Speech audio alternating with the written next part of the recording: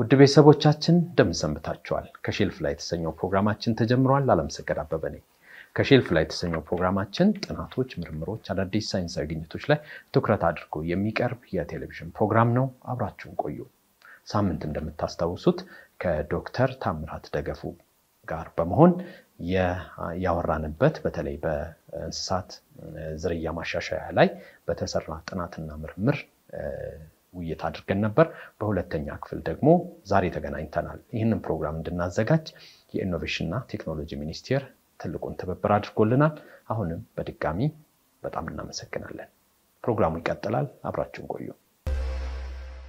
በጣም ደስ ይላል። አሁን ኬንያ ስንወስድ ብዙ የወተት ሀብት ያላቸው ሀገሮች ተርታ ውስጥ ተመደቡ ናቸው። ነገር ግን በእርግጠኝነት የቦረና ከብቶችን በከፍተኛ ሁኔታ እንደሚጠቀሙ አንዳንድ መረጃዎች አሉ። እንግዲህ ከዚህም ማይግሬት እያደረጉ እየተሻገሩ የሚሄዱ እንዳሉ ይነገራልና ዞሮ ምንድነው የራሳችንን ሀብት አይናችንን ከፍተን ማየት እንዳለብን ያመለክታል። አሁን እርሶ ከነገሩኝ ነገርም ተነስተን ማለት ነው። አሁን የወተት ውጤታቸው እናንተ ከሰራችኋቸው የምርምር ውጤቶችና ከተገኙት አዳዲስ የዝርያ ማሻሻያ ውስጥ ምን ውጤት ገበሬው አገኘ የሚለው ከወተት ልማቱ አንፃር ምን ማለት ይቻላል? አሁን አንተ ባነሳው የቦረናንና የኬንያን ጉዳይ ስናነሳ ኬንያኖች ጊዜ ወስዶ መርጧል። ቦረና ሁለት አይነት ባህሪ ወይም ሁለት አይነት ብቃት አለው፣ ለወተትም ለስጋም ነው። ኬንያኖች የመረጡት ለወተት ምርት ለማዋል አይደለም፣ ለስጋ ምርት ለማዋል መረጡ። አሁን ቦረናዎችን ኬንያ ውስጥ ተወስድ ቢፍ ብሪድ ብሎ ነው የሚለው። እኛም በዛው ልክ ለወተት መርጠናቸው ብሎ ለወተትም በቂ እምቅ አቅም አላቸው። እኛ የተጠቀምነው በማዳቀል ብቻ ነው፣ ከነሱ አልተመረጠም። ነገር ግን ባደረግነው ነገር ያየነው ነገር ምንድነው? እኛ ደብረ ዘይት ላይ ከውጪ ባስገባ ነው ይሄ ጾታው የተለየ አባለ ዘርን ንጹህ ሆልስቴኖች ላይ ተጠቅመናል። ዲቃላ የሆልስቴንና ያገረሰብ ዲቃላ ከብቶች ላይ ተጠቅመናል። ንጹህ ቦረና ላይ ተጠቅመናል። ኮርማ ፍላጎታቸውን አቀናጅተን ጥጆቹ አንድ ጊዜ እንዲወለዱ አድርገን አንድ ላይ ተወለዱ። ያየነው ጥሩ ነገር ምንድነው? ሁሉም እኩል ነበር የሚያድጉት፣ እድገታቸው እኩል ነበር። በአንድ አመት እንደማያቸው ከንጹህ ቦረና የተዳቀለችው ከዲቃላ የተወለደችው ከንጹህ ሆልስቴን የተወለደችው በአንድ አመት እድሜያቸው የኮርማ ፍላጎት አሳዩ። ተዳቀሉ፣ ሶስቱም ወለዱ። ሶስቱም ሲወልዱ ምርታቸው ተቀራራቢ ነው። ከ15 እስከ 20 ሊትር ማዕከል ነው የመጀመሪያዎቹ እንትን ያሉት ማለት ነው። እኛ ያንን ቴክኖሎጂ ወደኛ አምጥተን ብንጠቀም በእርግጠኝነት የኛ ከብቶች ምርታማነታቸው አሁን በመንለው መልኩ ዝቅተኛ አይደለም። ቴክኖሎጂውን በመጠቀም ወደምንፈልገው እንትን ማሻሻል ይቻላል። ግን ትልቁ ችግሩ ምንድነው? እኛ ጋር እነኛን ቴክኖሎጂ በተገቢ ሁኔታና በተገቢ ሰዓት አይደለም የምንጠቀመው። እንስሳቱን ተገቢ አያያዝ አይደለም የምንይዘው። ምን ያስፈልጋቸዋል ሳይሆን እኔ ምን እንፈልጋለሁ ነው የምንተገብረው እኛ። በዓለም ላይ ያለው ተለመደው ነገር ደግሞ ስሰጥ ይሰጥኳል። ጤናማ ወተት እንድሰጥ ከፈለክ ጤናማ አርገ መያዝ አለበት። በሽተኛ ከብት ላይ ጤናማ ወተት አገኛለሁ ዘበት ነው። ስለዚህ ቴክኖሎጂዎቹን ብናመጣ ያለን እንስሳት ምርታማነታቸውን ማሻሻል አይከብድም። ትልቁ ነገር የትኛው ቴክኖሎጂ በምን ቦታ በምን ሁኔታ ልንጠቀም ያስችለናል የሚለው ነገር ማምረት ይጠይቃል። ኬንያኖች ቦረናን የመረጡት ስለፈለጉ ነው። ወተትን እነሱ አብዛኛውን ከሆልስቴን ነው የሚያመርቱት። ቦረና ግን ያንን ደረቅ ቦታ ተቋቁሞ ግጦሽ አስተማርተ በዛ ቦታ ተራብቶ ስጋ መስጠት ይችላሉ። ደቡብ አፍሪካ ላይ ቦረናን ባህሪያቸውን በጣም አጥንተው ያስቀመጡት አንድ የምርምር እንትናን በቤ በጣም የሚደንቅ ባህሪ አላቸው። በእኛ ሀገር ቦረናዎች ላይም አይቻለው። መንጋው መሐከል ላይ አውሬ ሄዶ አንድ ከብት ነጥሎ መብላት አይችልም። አንዱ ተፈላጊ ባህሪ ለስጋ ከብት በራንች ደረጃ ሲራቡ አንዱ ተፈላጊ ባህሪ እሱ ነው። በጋራ ዲፌንድ ያደርጋሉ። በሽታ ይቋቋማሉ። ረጅም ጉዞ ይችላሉ መኖም ውሃን ፍለጋ ረጅም ጉዞ ይችላሉ ስለዚህ ደቡብ አፍሪካም ኬንያም ለራንች የመረጧቸው እነዚህ ነው ለስጋ የሚሆኑትን ቦረናዎችን በተለይ ደግሞ ሻኛ አላቸው እንትን የስጋ አይነትም ደግሞ ተለያይነትም አለው አሁን ሆሊስቲን ወይም ደግሞ የፈረንጅ ከብትን ብለን የምንጠራው ሻኛ የላቸውም እነሱ ሻኛ ስለሌላቸው ሻኛ መመገብ አንችልም ሻኛ በሌለው ከብት የኛ ሀገር ግን ትልልቅ ሻኛ አላቸው የሻኛ ስጋ ደግሞ ሁላችንም እንደምናውቀው በጣም ተወዳጅ የሆነ ነው ስለዚህ ዛም ላይ የኛ ሀገር የተፈጥሮ የሰጠችን የቦረና ሀብት ትልቅ ነገር ያሳያል ብዬ ገምታለሁ ዶክተር ኃይሉ ዳዲ በዚህ ላይ ብዙ ስራ እንደሰሩ አቃለው ባዮቴክኖሎጂ ተወሰነም ጊዜ በዚህ ጉዳይ ላይ ያወራንባቸው ነገሮች አሉ ስለዚህ ያለንን ነገር ቀደም ሲል እንዳልኩት አይናችንን ከፈታ አርገን ማየት ይፈልጋል ገበሬዎቹ ምን አሉ ገበሬዎቹ ጋር መጀመሪያ ይዘን ስንሄድ ትንሽ ግርታ ነበር የሰው ሰራሽ ማዳቀል ላይ ጥያቄ ነበራቸው ውጤታማነቱ ላይ የኩርማ ፍላጎት ቅንጅት ላይም ጥያቄ ነበራቸው ሶስተኛው ግደሪን ያስወልዳል ለዚህ የተመረጠ ነው ስንላቸው ጥርጣሬው በጣም እንትን ነበር ስለዚህ ግብርና ሚኒስቴር ደረጃ በተደረጉ በተለያየ ጊዜ ግምገማ በተደረጉ ግምገማ የሰው ሰራሽ እንስሳት ማዳቀል ውጤታማ አልነበረም በሚፈልገው ልኩ ውጤታማ አልነበረም የኩርማ ፍላጎት ማቀናጀትም በዘመቻ መልክ ተሰራ ውጤታማ አልነበረም የሚል ነገር ስለነበረ እንደ ምርምር ተቋም ይሄንን ነገር ቴክኖሎጂው ለምንድን ነው ውጤታማ ያለው ነው የሚል ጥናት ለማድረግ ወሰነ ሌላ ዓለም እየተጠቀመበት ሌላ ዓለምን ቀይሮ ህንድ አሁን ነጭ አብዮት የሚሉት ነገር አላቸው የወተት አብዮት አንደኛ ናቸው ካለ አዎ አንደኛ ይሄን ቴክኖሎጂ ተጠቅሞ ነው ሌላ ምንም ተአምር ፈጥሮ አይደለም ስለዚህ ያንን ለማጥናት ሄድን ያንን ለማጥናት ስንል ደግሞ ገበሬው ጋር ለምንድን ነው ገበሬው ስቅር ያለው የሚለው ነገር ማጥናት ነበርብንና አጭር የዳሰሳ ጥናት አደረግን ሶስት ነገሮችን አየን ገበሬዎችን ጥርጣሬ የሚፈጥርባቸው አንደኛ በሰው ሰራሽ ሲዳቀሉ አይዞላቸው ይደጋግማሉ ገበሬው በሚፈልገው ሰዓት ጠርቶ ማግኘት አይችልም አንዳንዴ ስለዚህ መደጋገሙ የበለጠ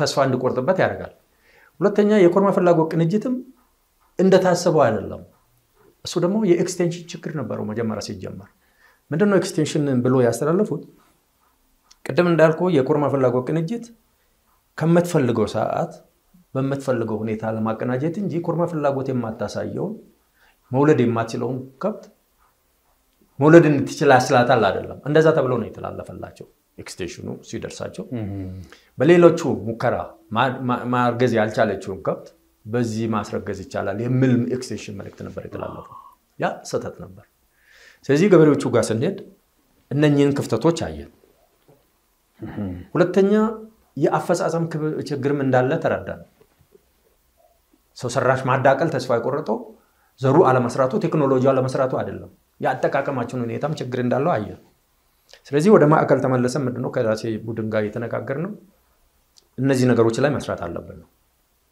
የመጀመሪያው ኤአይ ቴክኒሻኖችን ጠርተን የተግባር ልምምድ አጭር ጊዜ አብረን ለማድረግ ወሰንን ለምን ምን ሲያዩ ማዳቀል አለባቸው ሲያዳቅሉ ሴት ማድረግ አለባቸው ዘሩን እንዴት መያዝ አለባቸው የሚለው ነገር ብሬን ዋሽ ማድረግ ነበርብን ይሄን አልተማሩም ማለት አይደለም የትኛውም ኤአይ ቴክኒሻን ይሄን ተምሮ ነው የሚወጣው ነገር ግን የሚሰጠው ትኩረት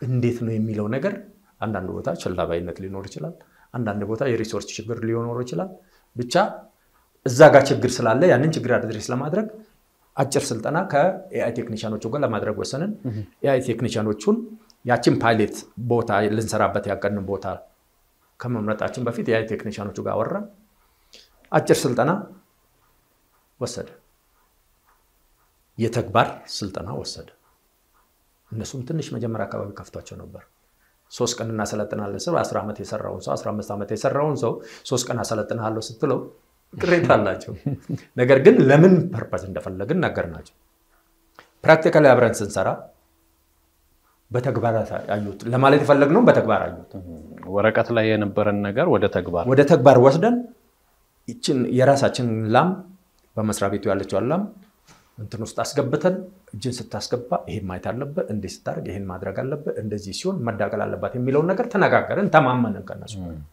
ሁለተኛው ጋር ገበሬው ጋር ያለው ክፍተት ነው ገበሬው ጋር ያለው ክፍተት ደግሞ ምንድነው አንደኛ ቴክኖሎጂ አይሰራም የሚል ነገር በጭንቅላታቸው ይዟል ሁለተኛ እነሱ ከነሱ የሚጠበቀውስ ምንድነው የሚለው ነገር መንገር አለበት አንደኛው እንስሳውን በትክክል መንከባከብ አለበት ኮርማ ፍላጎት ያላሳየችው ለም አዳቅሎልኝ ብሎ ማምጣት ቴክኒሻኑን ሊያስወቅስ ቴክኖሎጂውን ሊያስወቅስ አይችልም የገበሬው ስራ በትክክል መያዝ በትክክል መመገብ በትክክል መንከባከብ የገበሬው ስራ ከዛስ በኋላ ኮርማ ፍላጎት ስታሳይ መቼና እንዴት ነው መጥራት ያለበት የሚለው ነገር ማሳየት ያንን የግንዛቤ ማስጨበጫ ስልጠና ለገበሬዎች ሰጠ ሶስተኛ ደረጃ ያደረግ ምንድነው እኛ ሀገር ብዙውን ጊዜ ችግር ያለው ምንድነው በተለይ የኮርማ ፍላጎት ቅንጅት ዘመቻ ላይ ያየ ነው የሚያስፈልጉ ነገሮች ሁሉም ተሟልተው አይደለም ሁሉም የሚሄደው ዘመቻ ነው የሚሄደው ይሄን አድርግ ነው የሚባለው ነገር ግን ምን ይጎለዋል ምን ይሟላላትን ምን ማድረግ አለበት የሚለው ነገር መሟላት አለበት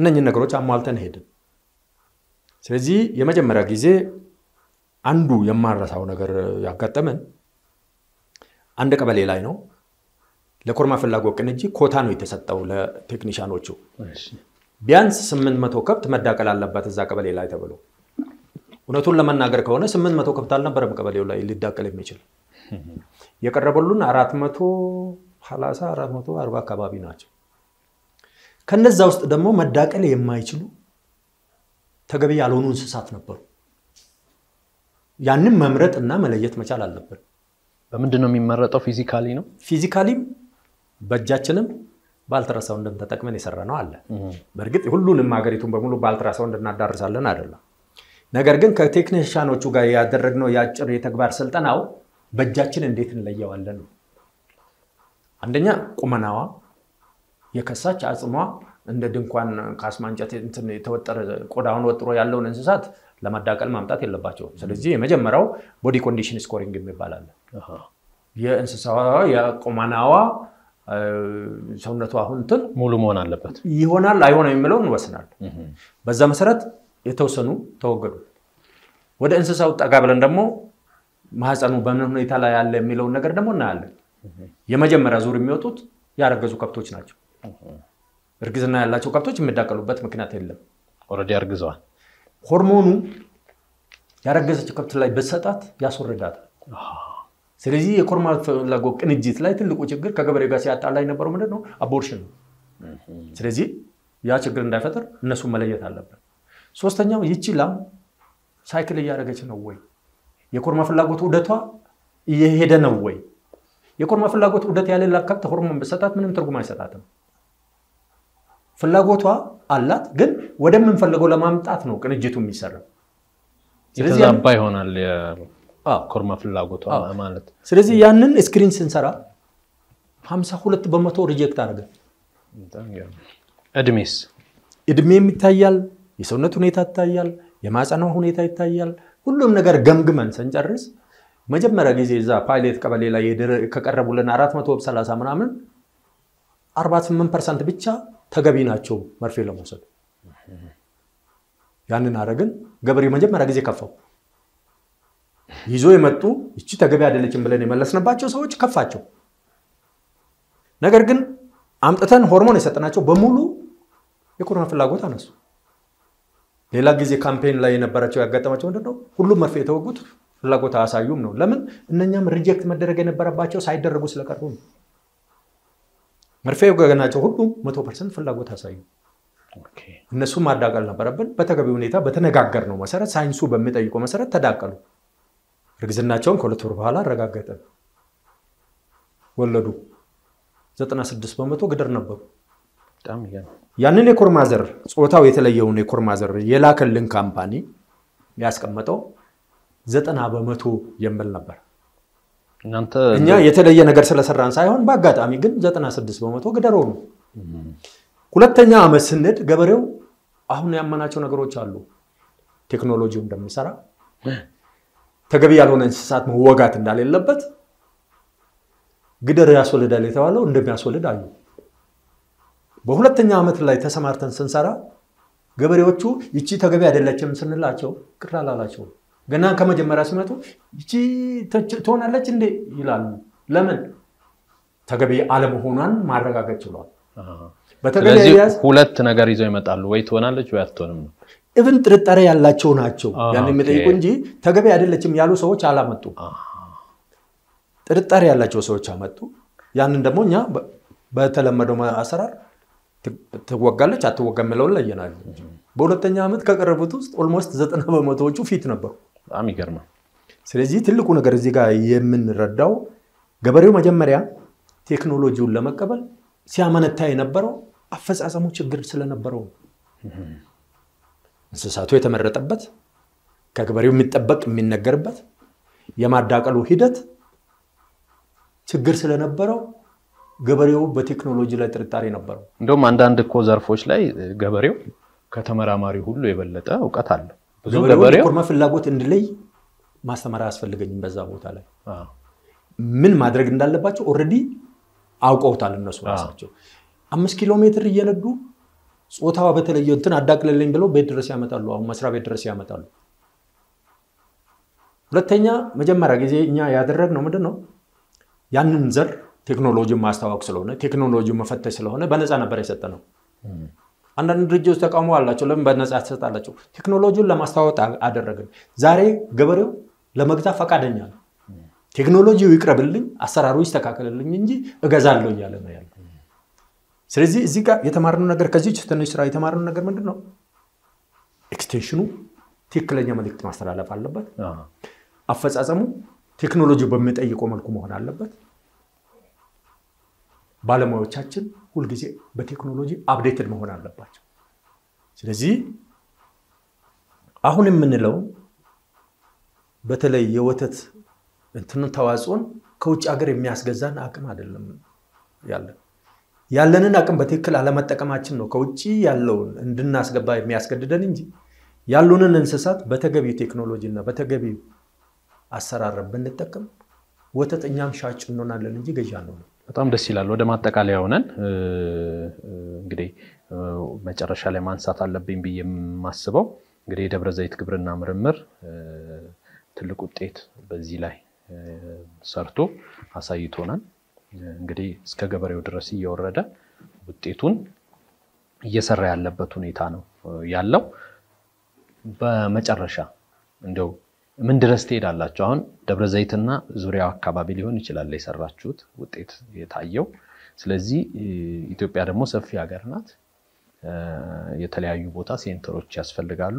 በዚህ ላይም የሚሰሩ ተቋማት ሊኖሩ ይችላሉ፣ የምርምር ማዕከላት።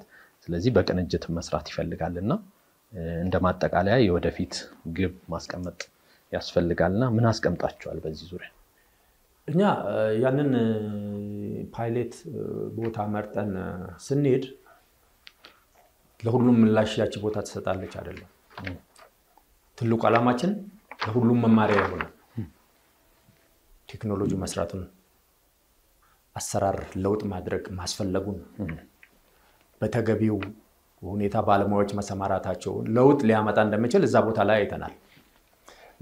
እዛ ቦታ ላይ የመስክ ቀን አዘጋጀንና ምክትል ሚኒስቴሩ ጭምር መጥተው አዩ።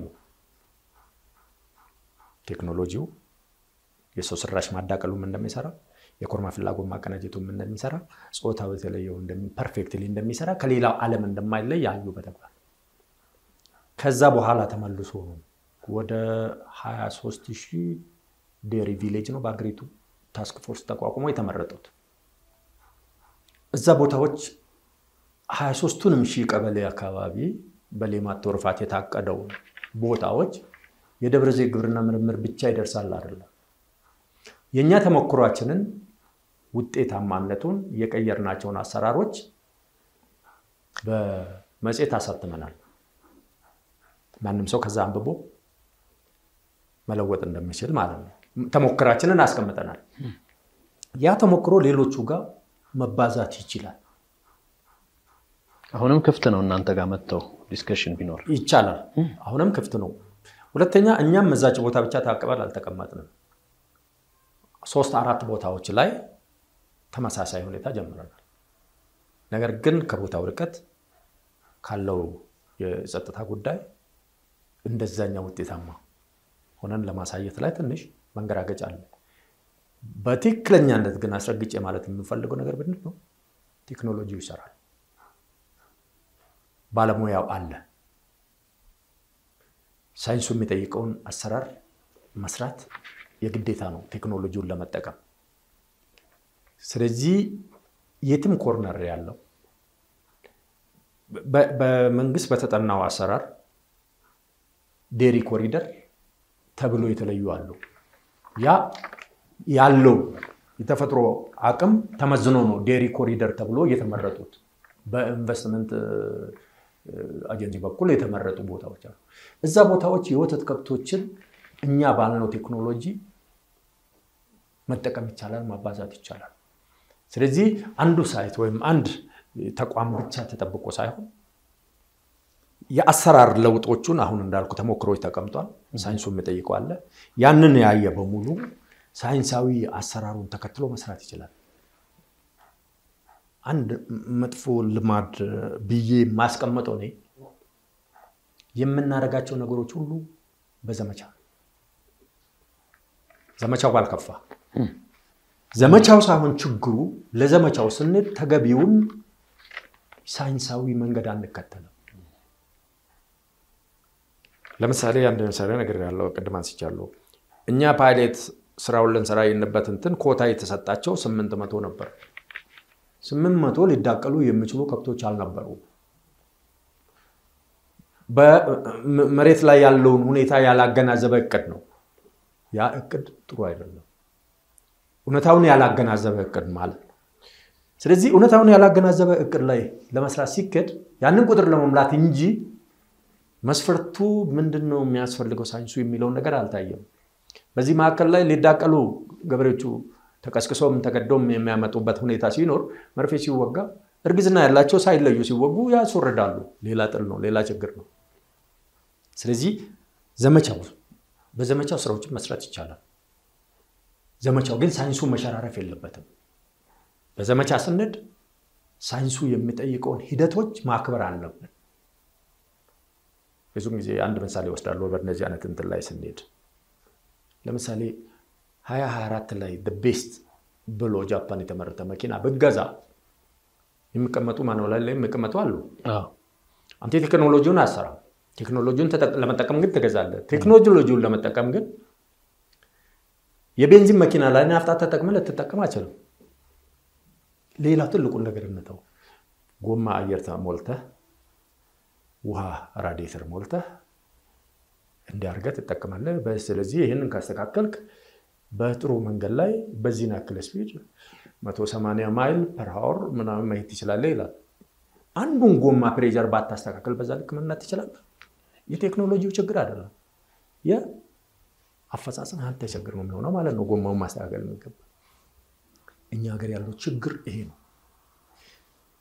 በካምፔን መስራት that's right።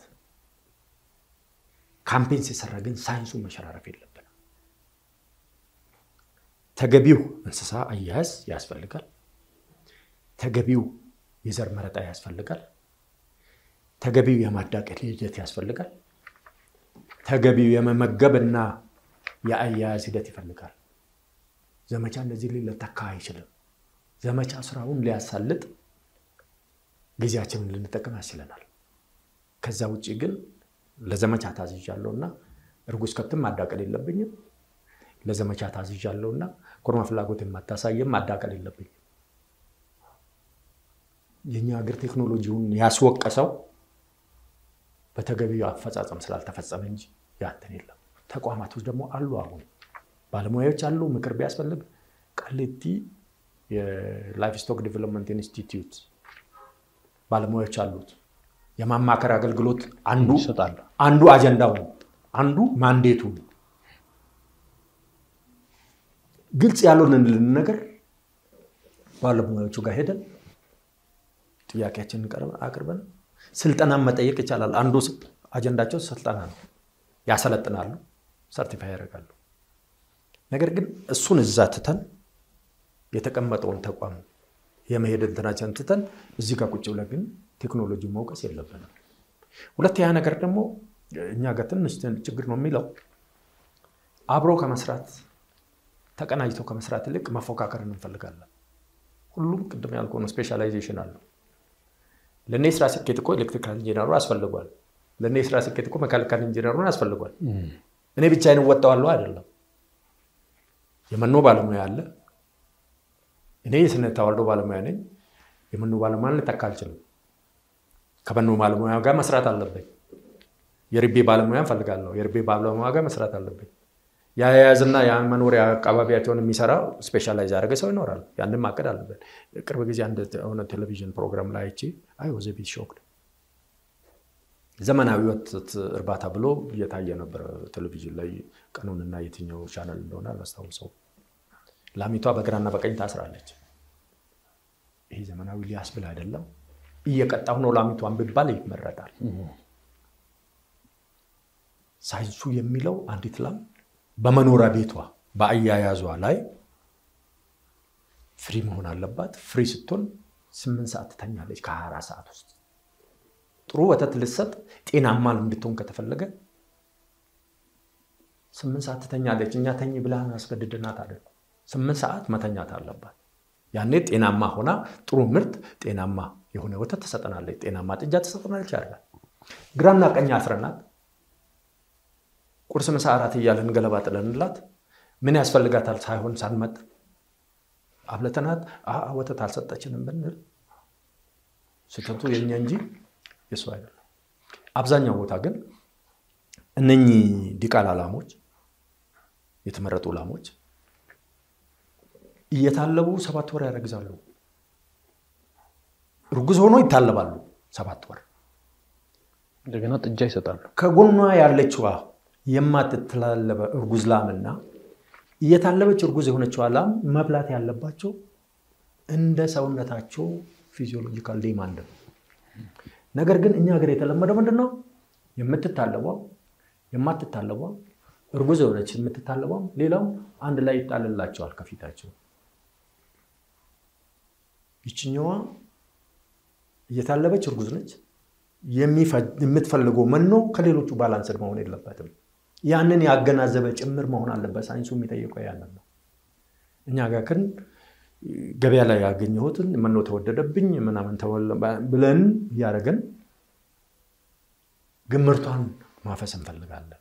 ያ ሰተት የሚገባውን እንክብካቤ የጤና የመኖ ያኗኗር ያያያዝ የውሃ ጭምር አሟልተን ስንል እንስሳቱን እናገኛለን ማለት ነው።